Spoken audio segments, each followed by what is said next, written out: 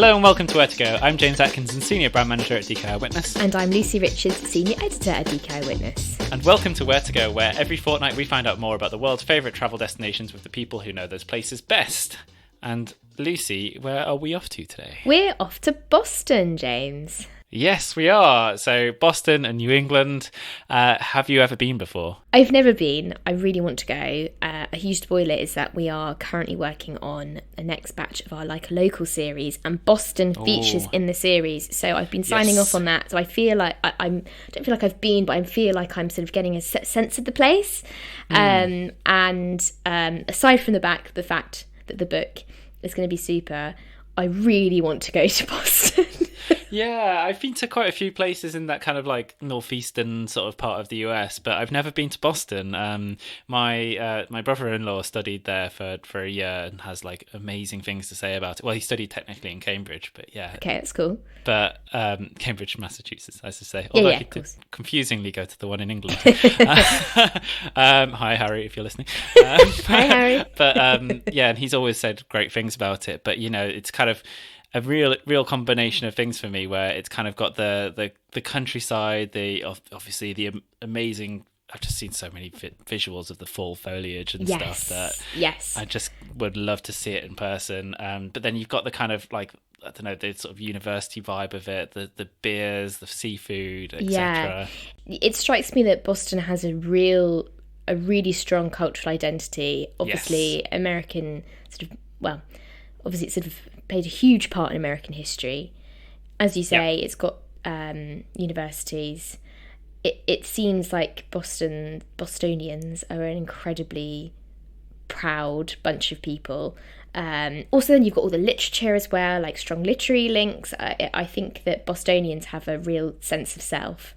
Yeah, it's got one of the oldest sort of histories in the US, and it kind of like develops as a modern city as well. Yeah. And most recently, I've been watching The Last of Us and seeing it as a sort of mushroomy zombie apocalypse. So I'd be interested. You know, I'm sure it's much better than that version of it. Yeah, but quite interesting with why they chose Boston to start off with. But anyway, we have a bit of an expert. We definitely do. Yes, we've actually got one of our Like a Local writers. We do. So, fresh off writing Like a Local, travel writer Jared Ranahan has lived everywhere from Nanjing in China to Bogota in Colombia before returning home to Massachusetts just to write this book. I'm sure it's just to write the book. I don't know. His goal is to seek out compelling travel tales, all the while highlighting local citizens that make these experiences possible. It's no different when it comes to Boston, as Jared is currently working hard, shining a light on the small businesses and community strongholds that add character to the city for our upcoming book, Boston Like a Local. So welcome, Jared. Hello. Welcome. It's lovely to have you on the podcast, and just before you're about to fly out, right? That's true, yeah. I'm in New York right now. I fly to Colombia tomorrow. Blimey. Oh, wow. Well, thank you very much for making the time to join us. Yeah, of course. So as usual, we're going to begin with learning a little more about our guest Jared, followed by the all-important recommendations of where to go and insider knowledge of Boston. And then we'll hear about the best time to go, plus how you can travel more thoughtfully when visiting Boston.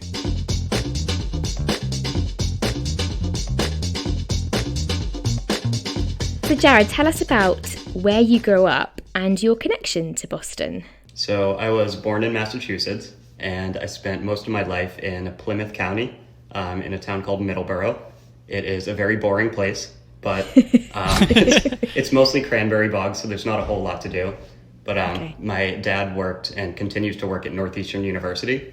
I attended that for undergrad, so I've been my whole life going into Boston all the time with him, just like kind of hanging out in the city. I'd go to the aquarium a lot and just check out the city from a young age to college. Cool. Oh, wow. Cool. So that's how many years? Sort of 21, 22 years of like kind of going around and exploring Boston before you went out and explored the rest of the world. Yeah, probably about that. Cool. Amazing. Tell us what led you to start traveling and living all over the world. So when I was a kid, I really never traveled. We went on a family trip to Italy when I was 9, and then I didn't leave the country again until I was 19. But yeah, basically being at Northeastern, it's a very international school. And I would genuinely be embarrassed that I didn't know where they would tell me their home country, and I wasn't familiar with that country. So I started to really pour into geography and get my knowledge of the world straight. And then I figured I should probably go out and kind of see one of these countries that I was reading about. So I did a study abroad in China that lasted 6 weeks, and then I was obsessed with travel from that. And then at Northeastern, when you're in the business school, you have to do 2 6-month internships called co-ops. And I did both of mine global co-ops. So I did one in Singapore, then one in the Netherlands. And that really kickstarted like my love for travel. And then I started working as a travel writer straight out of graduation. I got a finance degree, which I don't use at all. So that's fine. It's always the way, isn't it? You're really good with the currency, though. Really good. Right. Exactly. Out of interest, do you have like a favourite place that you have sort of travelled to? That's probably an impossible question. Yeah, that's a tough question. I always tell people I love Colombia. I'm always going back there, so I'm excited to go back tomorrow. Jared, then when you think about time spent away, what are the things that you miss most about your homestay and that sort of makes you excited to come back to? I think one huge one is New England clam chowder, because it's known around the world and so many places try to make it, but it just never matches the quality of Massachusetts. So I always miss it so much. It's one of the first things I always get when I'm back. And then one thing I've always found when I live near the equator is that I really miss seasons, because Boston has very marked seasons. You can see the leaves change, you can see the snow pile up, and just all the 4 seasons, I always miss those when I'm somewhere that's like more like wet season, dry season, just not such clear demarcations. And then I think what I miss the most about Boston when I'm not around is I'm very much a wanderer. Like I love to just get an iced coffee and just stroll just around the city aimlessly for a few hours and just see where it takes me. And other cities around the world are not so pedestrian friendly, so you can't really do that. So that's a big thing that I miss. I mean, that's true of a lot of cities in the US in general as well, right? Like, lots are not pedestrian friendly. Definitely. If you go to Florida, like Florida's rough if you try to walk around. They just don't have sidewalks in a bunch of places. You're just on the highway. Oh God!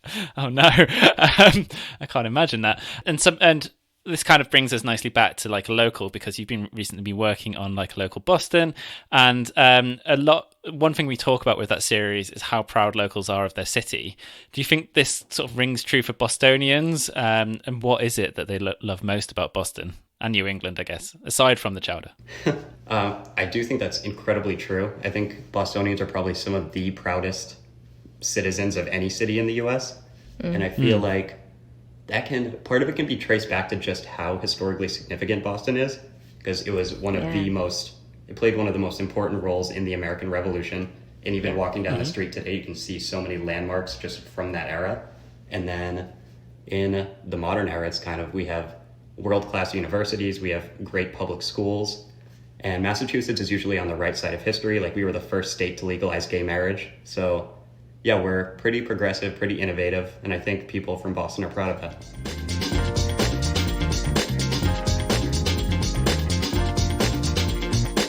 So to kick things off, Jared, we're going to name a few categories and you have to suggest just one thing to do in Boston. Are you ready?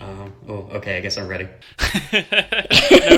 No pressure. First off, your favourite thing to see in Boston?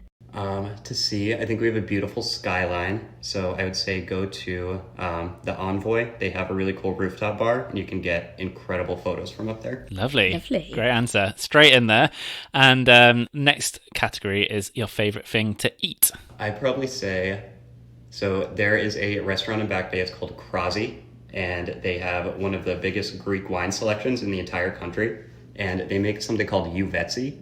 And it's like a braised lamb with orzo, and it's the most savory, flavorful thing ever, and I'm obsessed with it. Oof. Yeah, that sounds absolutely delicious. As does the wine as well, which leads us on to this next question. It might be the same thing. Your favourite thing to drink? So I'm a huge craft beer fan, so I'd probably say in Dorchester, which is the biggest neighborhood in Boston, they have Dorchester Brewing Company, and they make this really amazing double IPA called Forever OFD. It means originally from Dorchester. So I'm a huge fan of that one. Oof, yeah, excellent. I'll be checking that out. That sounds great. And then, Jared, your favourite day activity? So this isn't always available. It's kind of seasonal, but we do incredible whale watches. Like I write a lot about wildlife, and we have amazing marine biodiversity just in the Massachusetts area. I had no idea. Cool. Wow. Okay, we'll have to pick up on that later. Come back to that. Absolutely. Yeah. And the final one on your quickfire round, and you are smashing through this very, very quickly. I'm almost unnerved. Most guests do not get through this very quickly. Your favourite museum or gallery? Ooh, this is kind of a random one, but okay. There's a museum that I love it's on Harvard grounds on the university. It's called the Museum of Comparative Zoology, and it's natural science, so it's just a lot of taxidermied animals from across the world.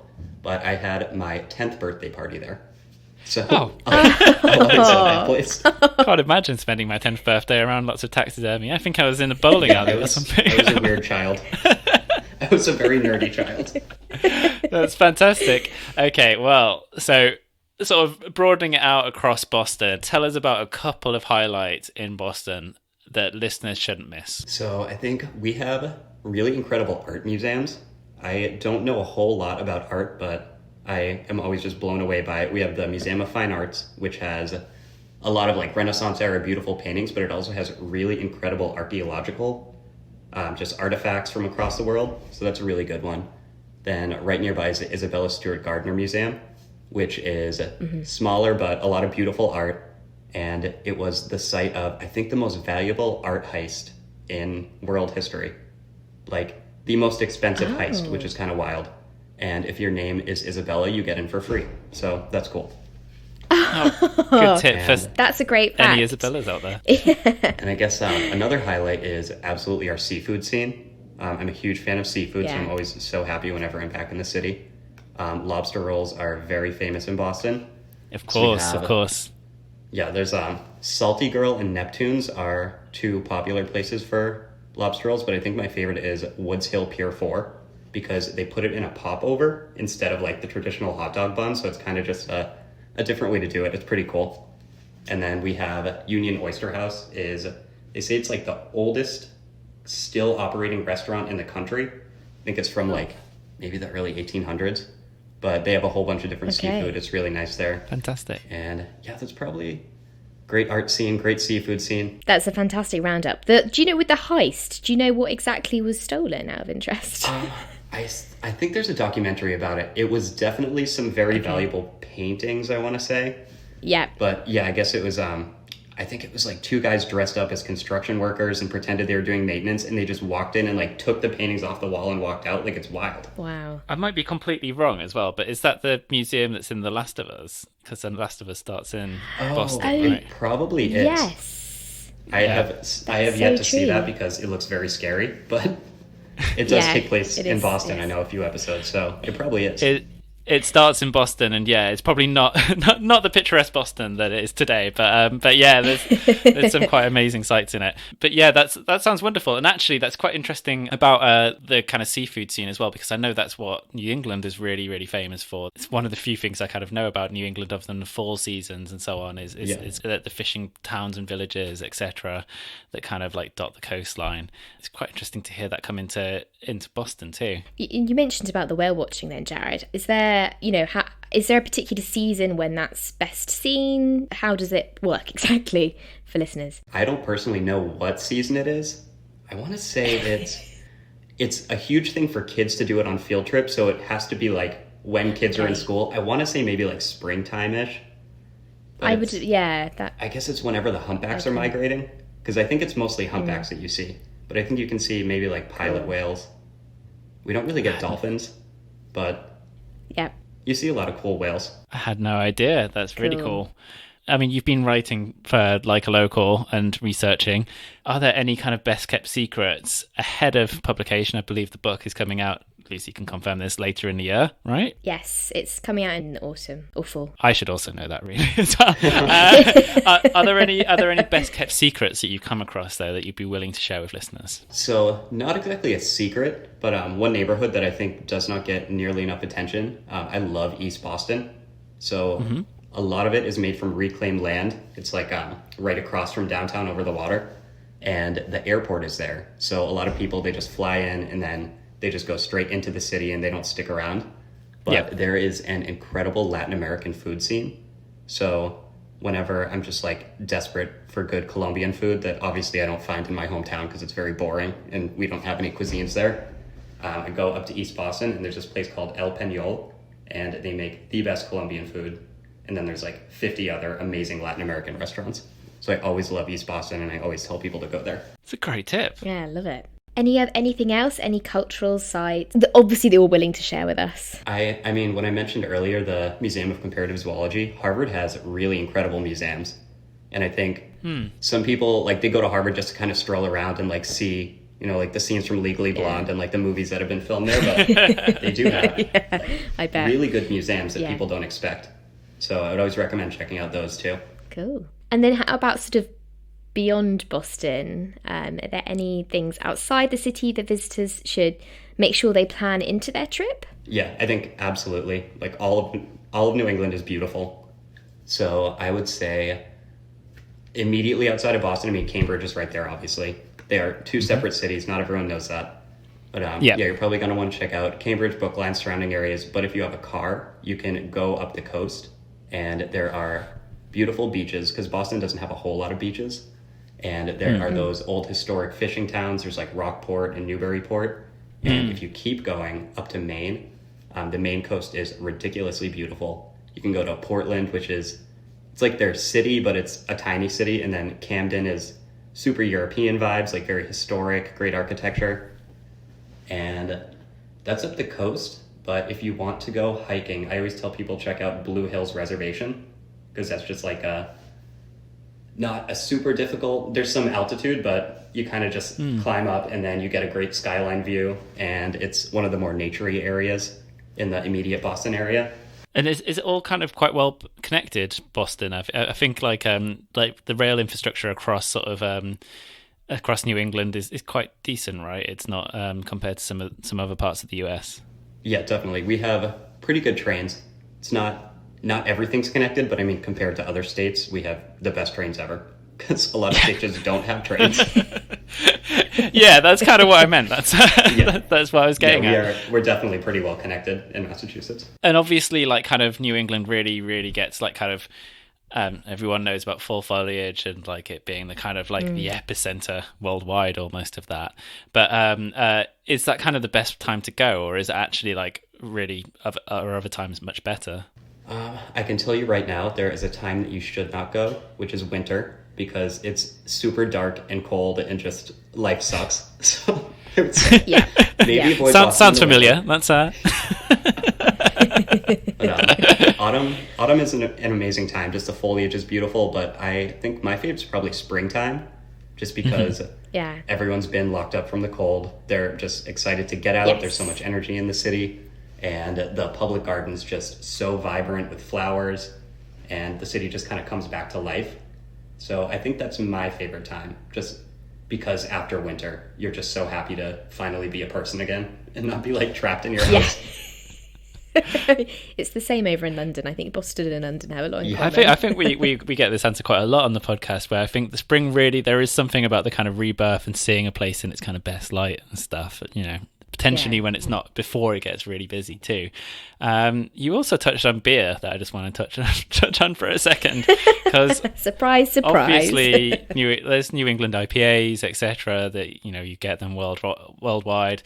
You mentioned one particular brewery, but, you know, I'm guessing Boston is a bit of a mecca for beer drinking, really. Yeah, definitely. We have 1 million breweries. Is that as a precise number? Or is that, yes, very precise. It's exactly 1 million. Exactly 1 million. But yeah, I love Dorchester Brewing's an awesome one. And then there's Lord Hobo up in Cambridge. They make this, I want to say it's a double IPA. It's called Boom Sauce, and I am obsessed with Boom Sauce. It's something that if I'm in another city just across the US and I see they have Boom Sauce, I, like, whip my head around, and I'm just like, I have to talk to the bartender right now, like, why do they know Boom Sauce? What makes it so special? What's the flavor? It's just, like, aggressively hoppy, which I really love in a beer. I'm one of those people that likes the really, like, aggressive, like, punch you in the face with hops kind of beers. I know they're not for everyone, but that's when I started drinking beer when I was, like, freshly 21. My dad was like, we have to get you into beer, and he's into, like, the wicked, like, intense hops. So that's kind of how my palate was formed. So I've always loved those kinds. Nice. And I know, obviously, a lot of New England IPAs are pretty strong, right? They tend to be on the stronger side of beers. Yeah, they can get intense. And, like, some of the stouts are There's like pastry stouts, dessert stouts. Those are just like, if you drink one, it just feels like you ate an entire loaf of bread, and the ABV is like 15%. Like those beers can get dangerous. Yeah, that is. So is there one particular place where, you know, you can sample all of these amazing beers, or like has the best beer selection? I would honestly say you should probably just go straight to the breweries, just because they have so many of the breweries in Boston just have an incredible dining scene on their own. And if they don't have a license to actually make food there, they'll bring in food trucks, and we have awesome food trucks. And a lot of the breweries follow that kind of, you know, the classic vibes now where they have board games for you, and it's just like a very chill, casual kind of hangout spot. So yeah, I'd say just go straight to the source. Are there any, is it sort of like, are they all in walking distance as well? Like you've mentioned about it being a kind of pedestrianised city, but is it quite easy to get between them, or? Yeah, if you do a crawl in like the seaport, like seaport to waterfront and kind of like downtown area, that's pretty easy. All right, nice. There's some that are a little far flung, but I mean, our metro it's kind of gross, but it works. So you could easily get places. I feel like most cities' metros are pretty gross, but they work. Yes, that's true. And like just while we're on kind of best things to do in Boston as well, I think one of the things that's kind of on my mind, this is because we've got a new book out called Run. The Boston Marathon is obviously one of the sort of big six in the world. Can you tell us a little bit about that for those who don't necessarily know about it? Yeah, so the Boston Marathon is a massive kind of like cultural event that everyone always looks forward to. Big part of the fun is that it takes place in April. So it's usually right around when the nice weather's kicking in. So everyone's, again, excited to be out of the house and not hiding from the cold anymore. But it's cool because the entire marathon route, I want to say it ends in the city, but it starts in Newton, I think. Maybe a little further than Newton, but it's out west. And my friend went to LaSalle University, and we would always, because it's kind of early on in the marathon, you'd like go to LaSalle and hang out with your friends there and like watch the runners as they're starting. And it's just cool because you can kind of just like post yourself all along the entire span of the marathon. And there's just always like people just having fun, drinking, just like chilling, making food, just watching the runners go by. So it's like an entire like 26-mile long, just a bunch of events. So yeah, the energy is incredible in the city. It seems like, you know, whereas like lots of other marathons are like very important in cities, you look at like kind of London, New York, Tokyo, etc. They happen whilst everything else goes on. But the thing I've heard time and time again about Boston is that nearly everything stops and everyone watches it, and it's just, it's a big deal. You know, it's a big like sort of celebration really, and it's one of the world's oldest ones as well. I guess so it has that heritage to it. And yeah, so I think that's a really lovely kind of introduction into Boston. Let's now move on to discussing a little bit more about the sort of the present and the future of Boston. New England's biggest city, Boston is both a hotbed of innovation and bastion of history. Whether you want to explore world-class museums, find the best restaurants, or follow the Freedom Trail, our DKR Witness Top 10 Boston ensures you make the best of your trip. Get your copy wherever you get your books, and look out for Boston Like a Local with contributions from our guest Jared later in the year.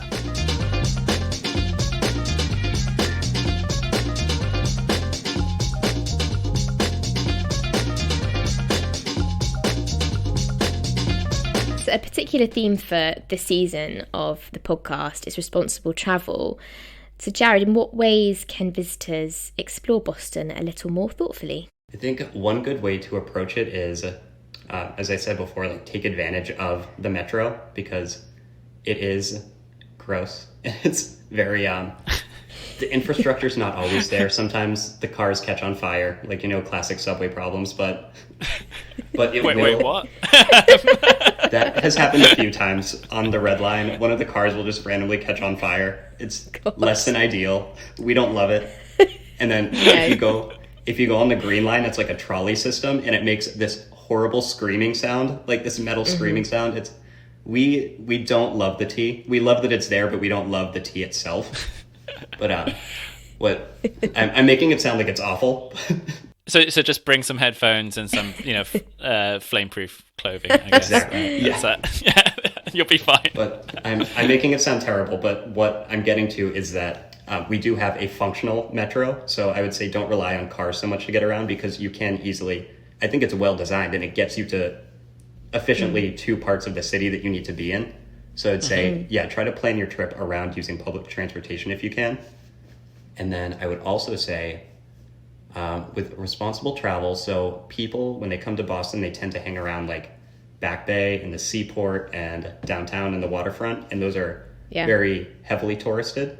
So I'd say try to spread out and check out some of the neighborhoods that need more attention, just support the local businesses around there. So I love Boston Chinatown, and it's a pretty tiny neighborhood, but it's so just colorful and fragrant and just a beautiful neighborhood to check out. And there's trying to think of places. So I love Windsor Dim Sum, has just really incredible dumplings. There's a cocktail bar called Shoujo that's kind of like Pan-Asian, like Southern fusion, just has like really fascinating food and really amazing cocktails. And then if you like Malaysian food, there's a place called Penang. I love that one. So Chinatown's amazing. Then there's other neighborhoods like Dorchester has this little district called Fields Corner, which is interesting because it has incredible Vietnamese food and a bunch of like divey, like Irish American pubs. So I just love that kind of cross section of Boston where it's like Vietnamese and like Irish American heritage. Like it's just a cool blend. Yeah. And then like East Boston, incredible Latin American food, what I said earlier. Yeah, I just think there's so many neighborhoods that deserve like a light shown on them, and so many incredible restaurants and bars that just don't always get so much of the attention. So I definitely say try to like focus in on those during a trip. Because I guess one thing about Boston and is sort of like lots of people's sort of visions of Boston are kind of like historically tied in with like Irish Americans, right? It's like, absolutely. Particularly, basketball team called the Celtics, etc. But it sounds like there's loads and loads of communities, lots to explore there, lots and lots of like kind of like different heritages as well that you can kind of almost pick from, and kind of cool when it kind of clashes as well. When you've got Vietnamese food in Irish pubs too. That's really cool. It is cool. And also, just as a plug, as mentioned, Jared is working on Boston Like a Local, and our Like a Local series is packed with all of those community-minded, independently owned places. So, listeners, go read Jared's wonderful words about Boston in Boston Like a Local when it's out later this year. Yeah. Thank you. I've said my piece. There you go. Well done, Lucy. That's well sold. I mean, Jared, how has writing Boston Like a Local been? Have you reconnected a little bit with your city? I think so, definitely. And it's been... because there's two other co-authors with me, and we've all just worked really hard, just exhaustive effort to try to compile so many of these places. And it's been, I think what I really love about it is that I get to put down so many places that I love and I have fond memories of. And then with my co-authors, I see places that they love, and it's kind of like everyone meshes together, and it's like three separate people that love Boston just making one beautiful thing. I think it's really cool that way. That's such a lovely way of describing guidebook made my writing. Day. Thank you, Jared. Love it. I'm going to report that back to Rachel, the book's editor, because that will make her very happy. Perfect. I mean, lots of these books are kind of real sort of labours of love for, but they're also like kind of community minded. There are like each book has about 3 or 4 authors or so, and all the recommendations are kind of like compiled together, and it's wonderful. I really can't wait to see it. Actually, that's going to be great. And so looking ahead further in the year, we've talked a little bit about the marathon. We've talked about spring as well. Are there any other like sort of particular events that for listeners to kind of base their trips to Boston around? So I'd say the number one is probably the marathon, just such a fun time. But beyond that, actually I think it might be this Sunday. The St. Patrick's Day parade is just if you want to just go out and see like just tacky, like flamboyant, like Bostonians just drunk in the street, just having like the best time, like in their leprechaun outfits. It's a ridiculous time to be in the city, and it's just very fun, just very chaotic and vibrant. I did mean to ask how St. Patrick's Day was, because I know like Chicago also like has a big play on St. Patrick's Day in the US too, but I know Boston's really, really big on it too. Yeah, definitely. People love it around Boston. If you try to, like, if you go into the city for St. Patrick's Day, like, just don't try to get on a train and go somewhere else, because you will literally be packed all the way into the train. Like, so many people come from, even, like, out of state, like Rhode Island, Connecticut, like, they'll just all convene on the city and just The streets are packed. People are drunk at like 10 a.m. Like everyone's having the best time. Yeah, it's a really fun weekend. Oh, well, listener, unless you're like in the local area, I'm sure you'll look forward to that in 2024. And are there any other kind of like events to mark the calendar kind of across the year? Yeah, I'd say, I mean, just seasonally, Christmas is a beautiful time to be in the city. This is a cool fun fact that I love about Boston is that every December time, Halifax, Nova Scotia, in Canada, they send us a Christmas tree because they had a massive disaster in their harbor maybe a century ago. And one of the ships had, I guess it was gunpowder or something in it, and it exploded. And it was like a massive disaster. And Boston immediately sent just a bunch of supplies and just kind of like first aid. And Halifax has always said they're very appreciative, so they send us a tree every year. And I think that's really cute. Oh, nice. I have yet to go to Halifax, but I really want to. That's adorable. That's really lovely. Well, that's a fantastic introduction to Boston, and I feel like, you know, we've got through quite a lot in quite a short time, which is fantastic. Thank you so much, Jared. We won't hold you too much more before you get on your flight to Colombia, but it's also it's really lovely hearing a bit about you writing for like local, some of your experiences with that, and some fantastic recommendations as well that listeners can take on. So thank you so much for joining us today. Yeah, thanks for having me on. This has been a lot of fun. Thanks, Jared. Loved it. Thank you, Jared.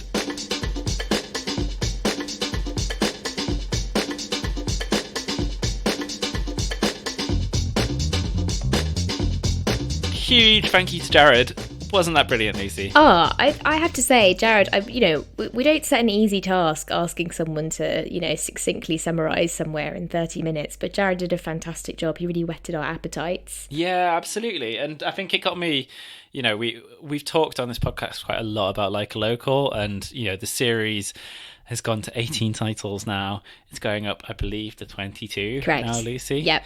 But it reminds me just how special our sort of like local writers are. And I think Jared, really encapsulated some of that enthusiasm for local communities, for local finds, for seeing a city in a different way. So thank you so much, Jared. And thanks for making time in your hotel room before you fly off to Colombia. That's commitment to the pod. Thank you, Jared. It really, really is. But yeah, so obviously Jared travels around the world, not just Boston. You can find out much more about him and his adventures at Jared Ranahan on Instagram and TikTok. And where are we going next, Lucy? We're actually off to Brazil. Yes, so a little bit of a difference. Following a similar travel line to Yeah. Jared at the minute, but going a little bit off piste. But yeah, we've never done a Brazil episode before. I'm really, really excited about that. But yeah, so we will join you for that in a fortnight, listener. And until then, it's goodbye from me. And goodbye from me. And we shall see you very soon. Where to Go is a podcast from DK Eyewitness. It was produced by Julia Baker, presented by Lucy Richards and James Atkinson with the help of Bella Talbot. For more information about DK Eyewitness, follow us on social media at DK Eyewitness or visit dk.com/eyewitness. And please like and follow the show. And if you have time, leave a review. Your support means so much to us.